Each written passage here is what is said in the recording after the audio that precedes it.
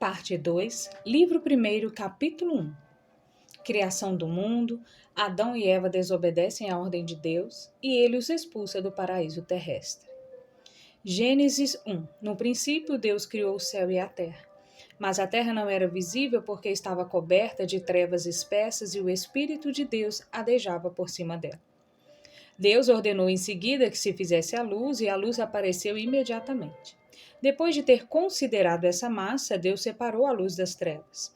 As trevas chamam noite e a luz dia, dando ao começo do dia o nome de manhã e ao fim o de tarde.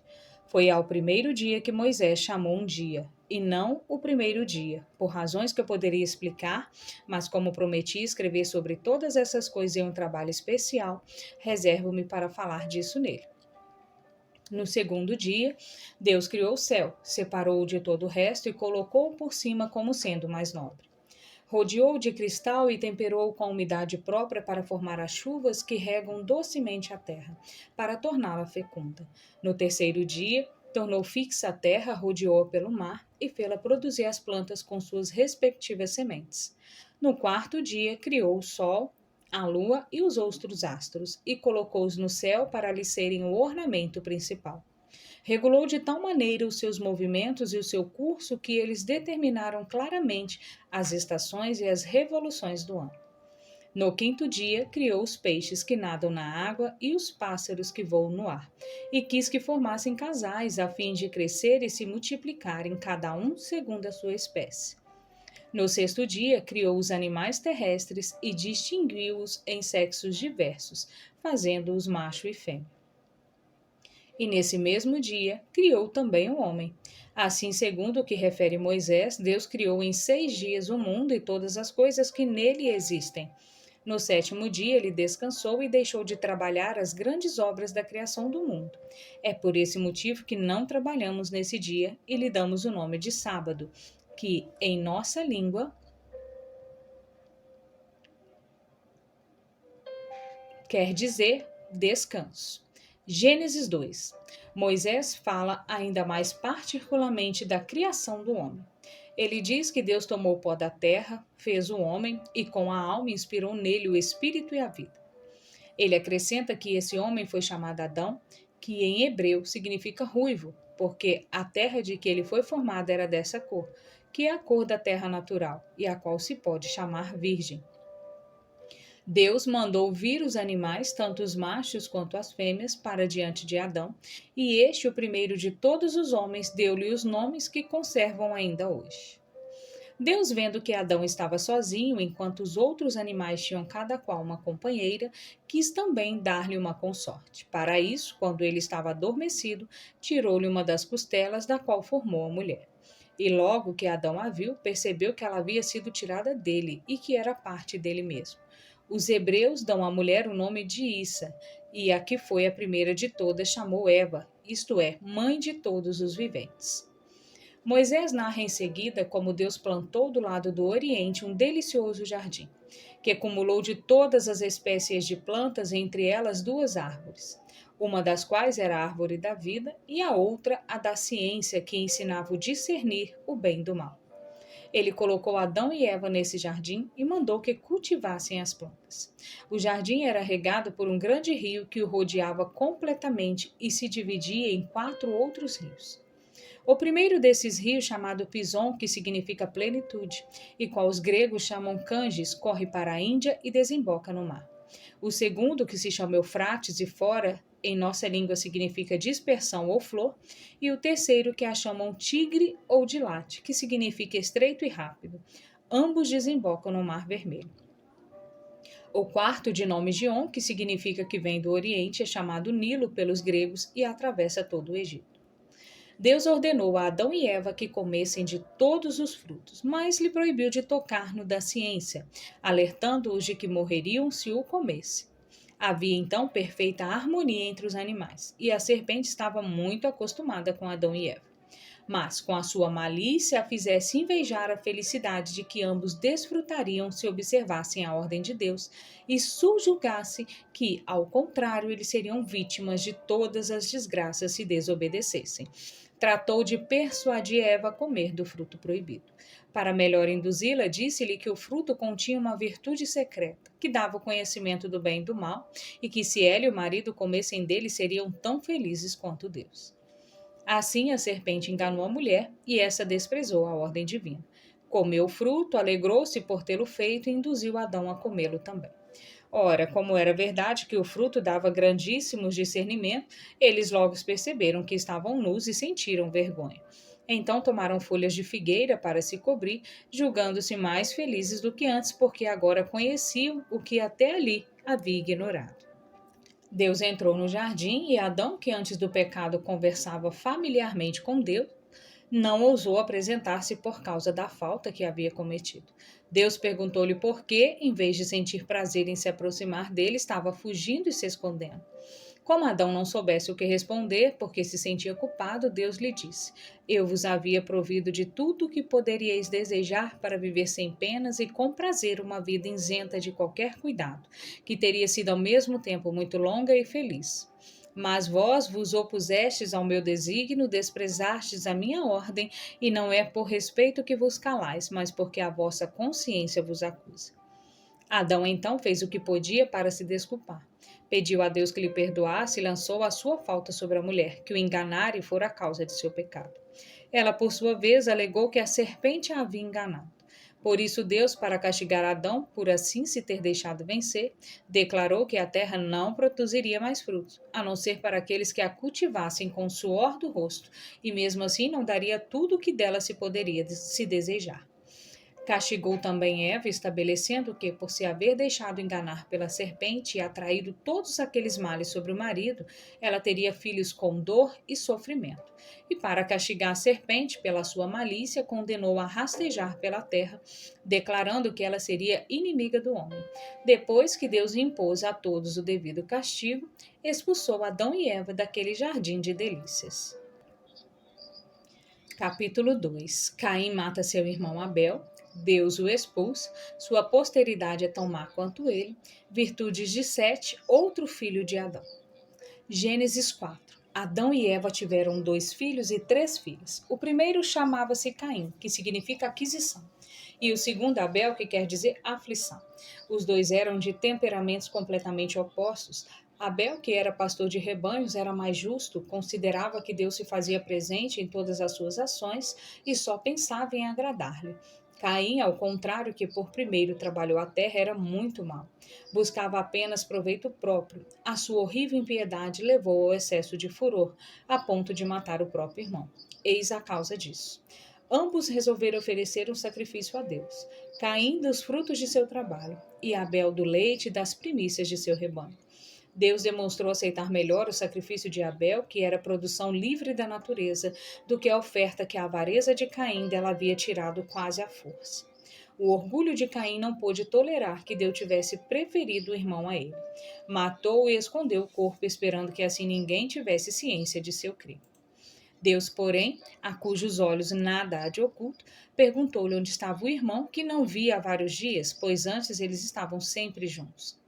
Caim, não sabendo o que responder, disse primeiro que se admirava de também não ter visto mais. Todavia, como Deus insistisse, respondeu-lhe insolentemente que não era nem senhor e nem guarda do irmão, e que não se havia encarregado de cuidar daquilo que não lhe dizia respeito. Deus então perguntou-lhe como se atrevia a afirmar nada saber do que acontecera ao irmão, se ele mesmo o havia matado. E se Caim não tivesse oferecido imediatamente um sacrifício para acalmar-lhe a cólera, teria recebido naquele mesmo instante o castigo que o seu crime bem merecia.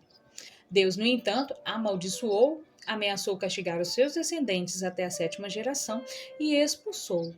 Porém, como Caim temesse que, andando errante, animais ferozes o devorassem, Deus o tranquilizou contra esse temor. Deu-lhe um sinal com o qual podia ser reconhecido e ordenou-lhe que se fosse. Depois de haver atravessado diversos países, Caim estabeleceu residência em um lugar chamado Nod, onde teve vários filhos. No entanto, o castigo, em vez de torná-lo melhor, fê-lo ao contrário muito pior. Abandonou-se a toda sorte de prazeres e até usou de violência, apoderando-se de bens alheios para enriquecer-se. Reuniu homens maus e acelerados, dos quais se tornou chefe, e ensinou-os a cometer toda espécie de crimes e de ações ímpias. Mudou a inocente maneira de viver que adotara no princípio. Inventou os pesos e as medidas e substituiu a franqueza e a sinceridade tão mais louváveis e simples pela astúcia e pelo engano. Ele foi o primeiro a estabelecer limites para a divisão de propriedades e construiu uma cidade. Chamou a Enoque, nome de seu filho mais velho, rodeou-a de muralhas e a povoou. Enoque teve por filho Irade, Irade gerou Meujael a Metusalém e Metusalém a Lameque. Lameque teve 70 filhos de suas duas esposas, Ilá e Ada, um dos quais, de nome Jabal, filho de Ada, foi o primeiro a morar embaixo de tendas e de pavilhões, levando uma vida de simples pastor. Jubal, seu irmão, inventou a música, o saltério e a harpa. Tubal-Caim, filho de Zilá, sobrepujava a todos os outros em coragem e força, e foi grande comandante. Nesse entretempo, enriqueceu e serviu-se de suas riquezas para viver ainda mais suntuosamente do que até então. Ele inventou a arte de forjar e teve apenas uma filha de nome Naamã. Como Lameque era muito instruído nas coisas divinas, julgou facilmente que sofreria a pena do assassino de Caim na pessoa de Abel e disse-o às suas duas mulheres. Eis como a posteridade de Caim chafurdou-se em toda espécie de crimes, não se contentaram em imitar o de seus pais, mas inventaram outros. Entre eles havia assassinos e latrocínios. O que não se mergulhava as mãos em sangue estavam cheios de orgulho e de avareza. Adão ainda vivia e tinha 130 anos. A morte de Abel e a fuga de Caim fizeram-no desejar ardentemente outros filhos. E teve mesmo vários. Depois de viver ainda 800 anos, morreu na idade de 930 anos. Seria demasiado longo discorrer sobre todos os filhos de Adão. Contentei-me em dizer algo de um deles, de nome Sete. Educado junto de seu pai, deu-se com afeto à virtude. Deixou filhos semelhante a eles que permaneceram em sua terra, onde viveram felizes e em perfeita união. Deve-se ao seu espírito e ao seu trabalho a ciência dos astros. Como seus filhos haviam sido informados por Adão que o mundo pereceria pela água e pelo fogo, o medo de que essa ciência se perdesse antes que os homens a aprendessem, levou-os a construir duas colunas, uma de tijolos e outra de pedra, e sobre elas gravar os conhecimentos que possuíam. Se um dilúvio destruísse a coluna de tijolos, ficaria de pedras, para conservar à posteridade a memória daquilo que haviam escrito. A previdência deles deu um bom resultado e afirma-se que a coluna de pedras pode ser vista ainda hoje na Síria. Capítulo 3, da posteridade de Adão até o dilúvio, do qual Deus preservou Noé por meio da arca, prometendo-lhe não mais castigar os homens com o dilúvio. Gênesis capítulo 5. 7 gerações continuaram a viver no exercício da virtude e no culto do verdadeiro Deus, ao qual reconheciam por único Senhor do universo. Mas as que vieram em seguida não imitaram os costumes do pai. Não prestavam mais a Deus a honra que lhe era devida, nem exerciam mais a justiça para com os homens. Mas se entregavam com mais ardor ainda a toda sorte de crimes, enquanto seus antepassados se haviam dedicado à prática de todas as espécies de virtude. Assim atraíram sobre si a cólera de Deus. E os grandes da terra, nesta época havia duas raças distintas, a descendência de Sete e a de Caim. Os expositores modernos, em sua maioria, concordam que os filhos de Deus, citado em Gênesis 6:2, constituíram a descendência de Sete, e os filhos dos homens, a descendência de Caim, que se haviam casado com as filhas dos descendentes de Caim, produziram uma raça indolente que, pela confiança que depositavam na própria força, se vangloriava de calcar aos pés a justiça e imitava os grandes de que falam os gregos. Noé, entristecido pela dor de vê-los imersos nos crimes, exortava-os a mudar de vida. Mas quando viu que, em vez de seguir os seus conselhos, eles se tornavam cada vez piores, o temor de que o fizessem morrer com toda a sua família levou-o a deixar sua pátria. Deus, que o amava por causa de sua proibidade, ficou tão irritado pela malícia e corrupção do resto dos homens que resolveu não somente castigá-los, mas exterminá-los completamente e repovoar a terra com homens que vivessem na pureza e na inocência. Assim, abreviou-lhes o tempo da vida, reduzindo-o a 120 anos, inundou a terra de modo a parecer que ela havia sido tomada pelo mar e fê-los todos perecer nas águas, com exceção de Noé. A este, para salvá-lo, ordenou que construísse uma arca de 4 andares, com 300 côvados de comprimento, 50 de largura e 30 de altura, que lá se encerrasse com a esposa, os 3 filhos e as 3 esposas deles, e que levasse todo o necessário para o seu alimento e também para os animais de todas as espécies, os quais ele deveria levar consigo para conservar-lhe a raça. Isto é, um casal de cada espécie, macho e fêmea, e 7 casais de algumas. O teto e os lados da arca eram tão fortes que ela resistiu à violência das águas e dos ventos e salvou Noé e sua família da inundação geral que fez morrer todos os outros homens. Ele era o 10º descendente de Adão, de masculino em masculino, pois era filho de Lameque, que era filho de Metusalém. Metusalém era filho de Jared, Jared era filho de Malaléu, que tinha vários irmãos. Malaléu era filho de Cainã, Cainã era filho de Enos, Enos era filho de Sete, e Sete era filho de Adão. Noé tinha 600 anos quando veio o dilúvio. Foi no 2º mês que os macedônios chamam Dios e os hebreus Maresvã, pois os egípcios assim dividiram o ano. Quanto a Moisés, ele deu nos seus fastos o primeiro lugar ao mês chamado Nissan, que é o Xântico Macedônio, porque foi nesse mês que ele retirou os hebreus da terra do Egito e por essa razão começou por esse mesmo mês a registrar o que se refere ao culto a Deus. No que se refere às coisas civis, no entanto, como as feiras e mercados determinados pelo comércio e empreendimentos semelhantes, não houve mudança alguma. Moisés registra que a chuva causadora do dilúvio geral começou a cair no dia 27 do 2º mês do ano 2256, depois da criação de Adão. A Sagrada Escritura faz o cálculo disso e anota com cuidado muito particular o nascimento e a morte dos grandes personagens daquele tempo. Glória a Deus. Adão viveu 930 anos e tinha 230 quando nasceu seu filho Sete. Sete viveu 912 anos e tinha 205 quando nasceu seu filho Enos. Enos viveu 905 anos e tinha 190 quando nasceu seu filho Cainã. Cainã viveu 910 anos e tinha 170 quando nasceu seu filho Malaléu. Malaléu viveu 895 anos e tinha 165 quando nasceu seu filho Jared. Jared viveu 962 anos e tinha 162 quando nasceu seu filho Enoque. Enoque viveu 365 anos e tinha 165 quando nasceu seu filho Metusalém. Na idade de 365 anos foi tirado do mundo e ninguém escreveu sobre a sua morte. Metusalém viveu 969 anos e tinha 187 quando nasceu seu filho Lameque. Lameque viveu 777 anos e tinha 182 quando nasceu seu filho Noé. Noé viveu 950 anos, os quais, acrescentados aos 600 que já contavam na ocasião do dilúvio, perfazem o número anteriormente assinalado de 2.256 anos. Foi mais conveniente para esse cálculo citar como fiz a época do nascimento desses primeiros homens, e não a de sua morte, porque a vida deles era tão longa que se estendia até a posteridade mais remota. Gênesis 7:8. Deus então deu o sinal e livre curso às águas, a fim de inundarem a terra. E elas elevaram-se por uma chuva contínua de 40 dias, até 15 côvados acima das mais altas montanhas, e não deixaram nenhum lugar para onde o povo pudesse fugir e salvar-se. Depois que a chuva cessou, passaram-se 150 dias antes que as águas se retirassem, e somente no 27º dia do 7º mês a arca se deteve sobre o vértice de uma montanha da Armênia. Noé então abriu uma janela e, vendo um pouco de terra ao redor da arca, começou a se consolar e a conceber melhores esperanças. Alguns dias depois, ele fez sair um corvo para saber se ainda havia alguns outros lugares de onde as águas se tivessem retirado completamente e se ele podia sair sem perigo. O corvo, porém, achando a terra ainda toda inundada, voltou à arca.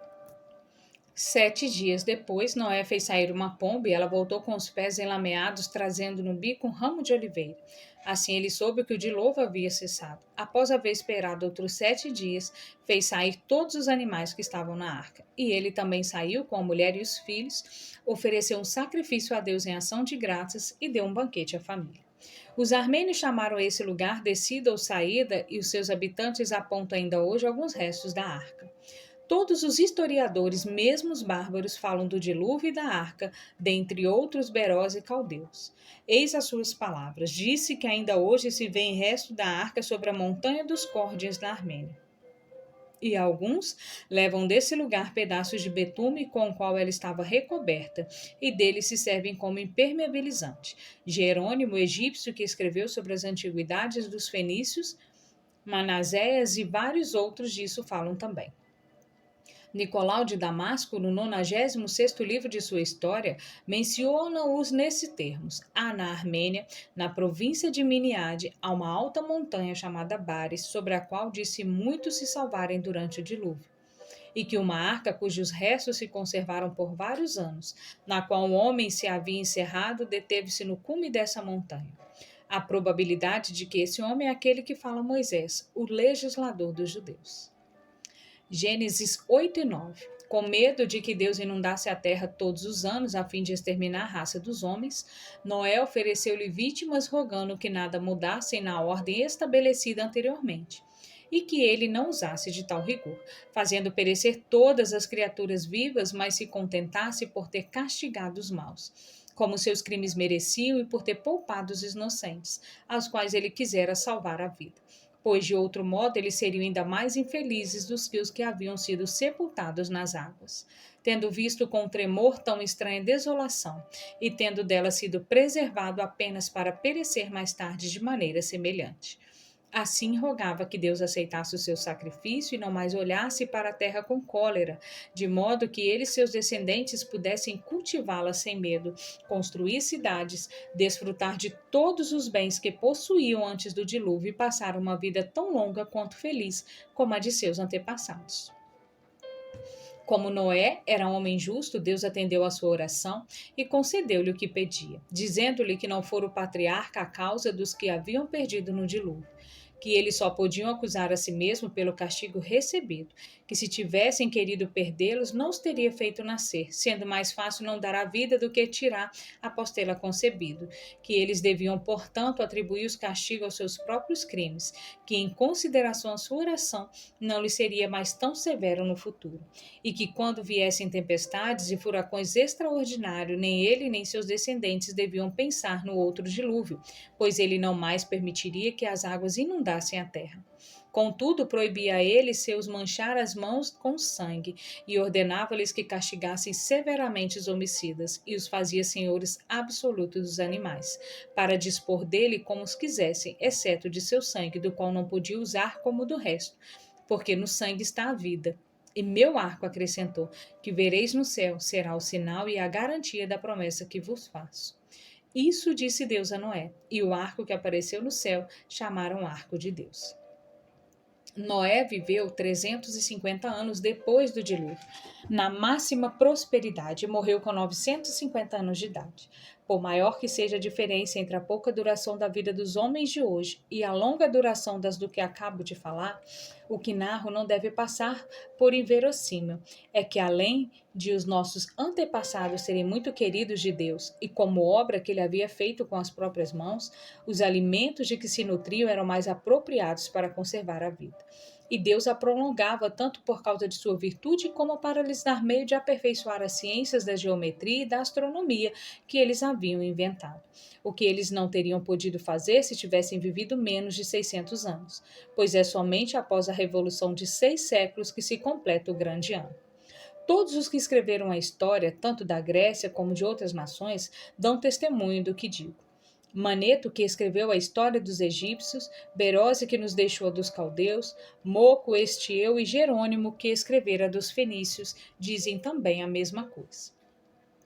Exídio, Hecateu, Ascalzila, Elânio, Éforo e Nicolau referem que esses primeiros homens viviam até 1000 anos. Deixo aos que lerem isso que façam o juízo que quiserem. Capítulo 4. Nimrod, neto de Noé, constrói a Torre de Babel, e Deus, para confundi-los e destruir essa obra, manda confusão de línguas. Gênesis 10 e 11. Os 3 filhos de Noé, Sem, Jafé e Cã, nascidos 100 anos antes do dilúvio, foram os primeiros a deixar as montanhas para morar nas planícies, o que os outros não ousavam fazer, assustados ainda com a desolação universal causada pelo dilúvio. Mas o exemplo daqueles animou estes a imitá-lo. Deram o nome de Sinar à primeira terra em que habitaram. Deus ordenou que mandassem colônias a outros lugares, a fim de que, se multiplicando e se estendendo, pudessem cultivar mais terras, colher frutos em maior abundância e evitar as divergências de que outro modo poderia ser suscitada entre eles. Porém, esses homens rudes e indóceis não obedeceram e, pelo seu pecado, foram castigados com os males que lhes sucederam. E Deus, vendo que seu número crescia sempre, ordenou-lhe segunda vez que formassem novas colônias.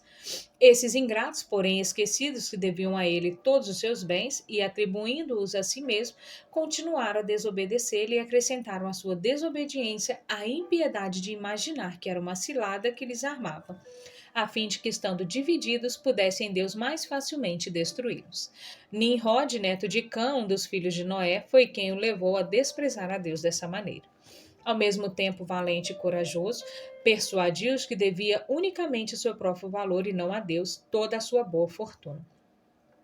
E como aspirava ao governo e queria que o escolhessem como chefe, abandonando a Deus, ofereceu-se para protegê-los contra eles, caso Deus ameaçasse a terra com outro dilúvio, construindo uma torre para esse fim, tão alta que não somente as águas não poderiam chegar-lhe ao como ainda ele vingaria a morte de seus antepassados. O povo insensato deixou-se dominar pela astuta convicção de que seria vergonhoso ceder a Deus e começaram a trabalhar nesta obra com incrível ardor. A multidão e a atividade dos operários fez com que a torre em pouco tempo se elevasse a uma altura acima de qualquer expectativa, mas a sua debilidade fazia com que parecesse menos alta do que era de fato. Construíram-na de tijolos, cimentando-a com betume para torná-la mais forte. Deus, irado com essa loucura, não quis, no entanto, exterminá-lo como fizeram aos seus processores, cujo exemplo, aliás, lhe havia sido de todo inútil, mas pôs divisão entre eles, fazendo com que a única língua que falavam se multiplicasse no instante, de tal modo que não mais se entendiam. A confusão fez com que, desse modo, onde se haviam construído a torre, o nome de Babilônia, pois Babel em hebreu significa confusão. A Sibila assim descreve esse grande acontecimento. Todos os homens que então tinham uma só língua construíram torre tão alta que pareciam que ela se elevaria até o céu. Mas os deuses levantaram contra ela tão violenta tempestade que ela foi derribada e fizeram com que aqueles que a haviam construído falassem no mesmo instante diversas línguas. Isso foi causa de que se desse o nome de Babilônia à cidade que depois foi construída naquele mesmo lugar. Este eu também fala do campo de Sinar, onde Babilônia está localizada. Disse que os sacerdotes que se salvaram dessa grande catástrofe com as coisas sagradas, destinadas ao culto de Júpiter, o vencedor, vieram de Sinar de Babilônia.